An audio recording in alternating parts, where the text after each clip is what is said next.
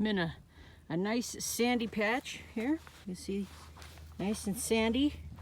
And we have a very beautiful example of some wild rhubarb here.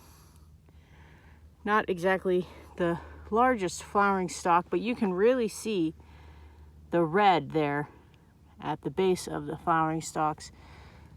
And because of the proximity to water, we are very close to a wash. If I look over there, you can see the exposed river rock. Well, river rock shaped sandstone. But here, even in the midst of this dead, I think it's a, I don't know, it's dead. In the middle of that, you see those green leaves. That is also a wild rhubarb. We have these specimens that I was originally showing. And if we come around here, again, we're in sandy soil. So that's where you're gonna find your rhubarb. You'll not find it in rocky soil. Oh, look at this. So I don't wanna get too close to the rhubarb because you can see this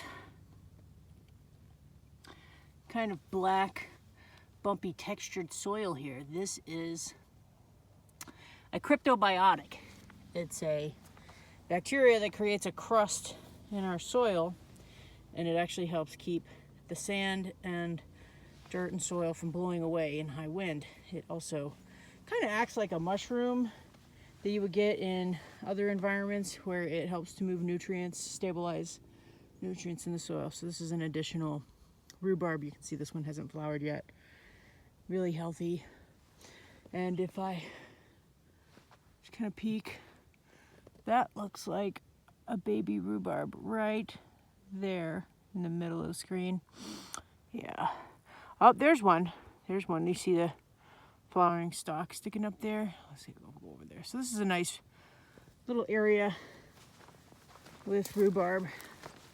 Again, sandy, fairly close to water. Oh, look at this. Beautiful. Yes. So this was the one that I was looking at. But now that I'm in this sandy patch here, make sure there's nope, I don't see any cryptobiotic soil, so it is safe for me to step here. Don't bust the crust. Wow, gorgeous specimen of a rhubarb right here. Beautiful flowers.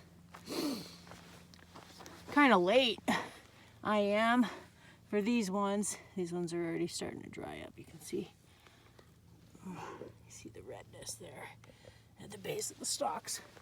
Again, wild rhubarb, cultivated rhubarb, we really exaggerate. We really focus on those stalks because that's what we eat. So a wild rhubarb is going to be very tart, just as you would expect. There's one growing in the midst of this plant here. Oh, we got even more. There's another one over there. What else do I want to say about the rhubarb? Got some more over here. I'm not going to demonstrate, but you can actually dig around the roots of the rhubarb and find a, better be careful where I step. I see some of the cryptobiotic soil here. Let's go this way. Here we go. Okay. Yeah, so if I were to dig up around the roots, I'm not digging up the roots, but around the roots, what you would find are tubers. These tubers visually look a lot like sweet potatoes or yams, and they absolutely taste nothing like it. They are very starchy, just like a sweet potato or yam, and they're extremely astringent, so suck all the moisture out of your mouth, and it's medicinal. We don't really eat the tuber. I'm not going to get into the properties, but the edible part of the plant are the stalks, just like you would with a cultivated rhubarb, and the medicinal part is the tuber. You could carefully harvest the tubers without damaging the overall plant. So because of the tubers, these are perennials, but the part of the plant that you see is just an annual, and it will, once it starts to get really hot It'll die back. And then because of the tuber, it'll come back year after year, early spring. Wild rhubarb. Cheers.